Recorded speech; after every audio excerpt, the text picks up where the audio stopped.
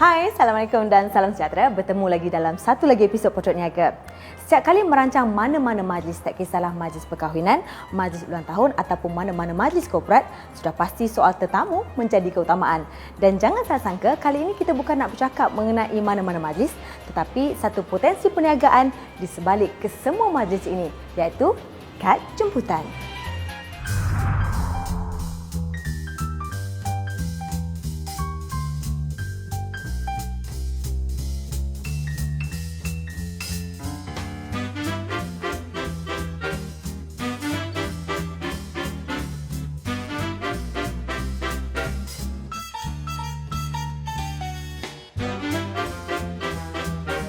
Masa mula-mula Naim menceburkan diri dalam perniagaan ini, bagaimana Naim melihat potensi perniagaan kad ketika itu? Kita happy bila entertain customer buat kad kahwin. Pasal dia datang, muka senyum, hati happy kan. Lepas tu the best part is dia ada bajet. Kan. So kita entertain macam half an hour, kita boleh dapat sales 500 up to 1000 kan. Better saya fokus lah kan. Okay, segmentize kan saya punya business.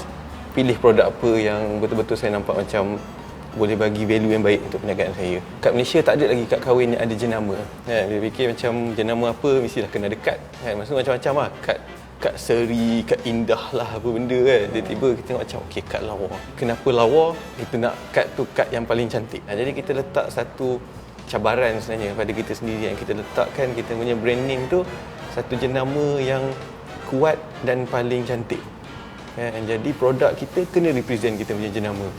Kan, jadi daripada kenapa lawa, sebab Pahang kan, jadi kita nak sedikit identiti budak Pahang tu ada lah. Kita cuba penetrate market Malaysia ni dengan satu jenama kad kahwin.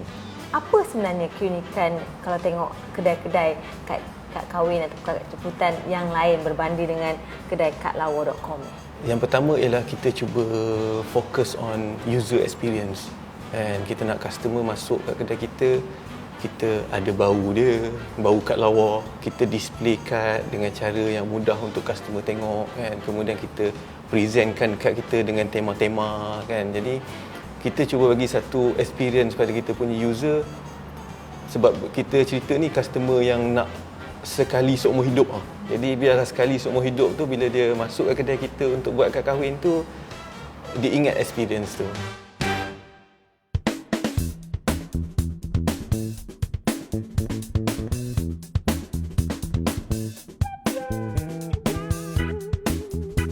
Bagaimana pula Naim sendiri mengekalkan keunikan ataupun kreativiti yang boleh saya katakan di sini sangat berkualiti tinggi dalam kadlawa.com?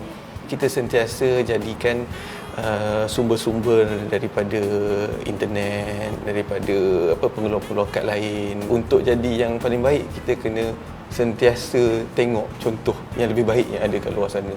And supaya kita boleh study, kemudian kita boleh improvise. Benda tu ialah satu proses yang pada saya, industri ni dia share, dia kreativiti tu supaya semua orang boleh keluarkan benda yang lebih lawa. Bagaimana Naim mula-mula menceburkan diri dalam bidang ni, takkan terus beli semua mesin?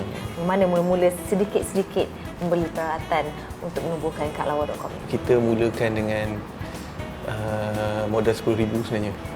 Dan kita pinjam daripada keluarga.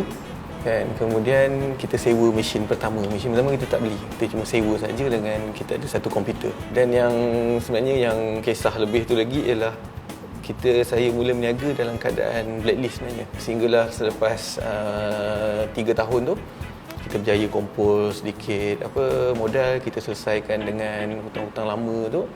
Jadi lepas daripada blacklist tu. Bila lepas daripada blacklist, barulah kita boleh expand kita punya bisnes dengan buat pinjaman untuk beli machinery kan. Jadi pinjaman ni datang daripada SME Bank. SME Bank bagi kita loan untuk kita beli machineries, kemudian renovate facility yang ada ni, 3 tingkat apa semua. Kemudian kita pun berkenalan dengan SME Corp, SME Corp Malaysia. So daripada SME Corp pun kita terima grant kan, grant untuk kita beli mesin tadi. Okey, jadi kita dapat loan daripada SME Bank, kemudian kita pun dapat grant daripada SME Corp. Saya nampak Naim seorang usahawan muda yang sangat cekal sebenarnya. Daripada dah ada blacklist sebelum ni bangkit semula.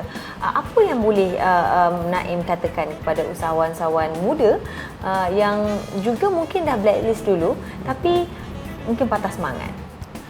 Sebenarnya ada satu perkataan lah kan yang apa? Sebenarnya ni sifu saya bagi dulu lah. Berimpian biar setinggi langit. Kan? Kalau jatuh atas gunung. Kan? Jangan berimpian setinggi bukit. Kalau jatuh atas tanah. Itulah yang macam dekat Lawa ni kita buat, kita letak perkataan Malaysia kat situ. Kan? Sebab kita hasrat kita nak supply Malaysia. Kan? Jadi itulah langit yang kita letakkan. Sambutan sekarang ni kita dah dapat, kita bukan hanya handle tempahan lokal. Okay, kita ada pernah terima tempahan untuk wedding di Paris, di Germany, di Brunei. Dan kita sebenarnya outlet kita di Johor Bahru, kita menerima hampir 50% daripada jualan kat situ datang daripada pelanggan daripada Singapura. Kita punya hasrat tadi Malaysia tu bukan cerita Malaysia, kan? Kita boleh supply lagi kepada luar. Naim dalam menjalankan perniagaan ni mungkin ada satu prinsip yang Naim pegang lah dari segi perniagaan, dari segi sumber manusia. Apa agaknya prinsip Naim untuk membangunkan dekat lawa.com ni? Okey, di lawa.com kita ada dua perkara penting. Yang pertama ialah nilai teras, yang kedua adalah misi syarikat. Okey, nilai teras kita ialah jujur, hormat menghormati dan bersungguh-sungguh. Cukuplah ada 3 value ni kan untuk servis dalam lawa.com. Dan juga misi kita pun sangat simple. Kan? Misi kita punya jenama ialah mengeluarkan produk dan perkhidmatan yang terbaik untuk pelanggan kami. Itu je. Kita nak keluarkan produk, kita nak berikan servis yang terbaik untuk kita punya pelanggan.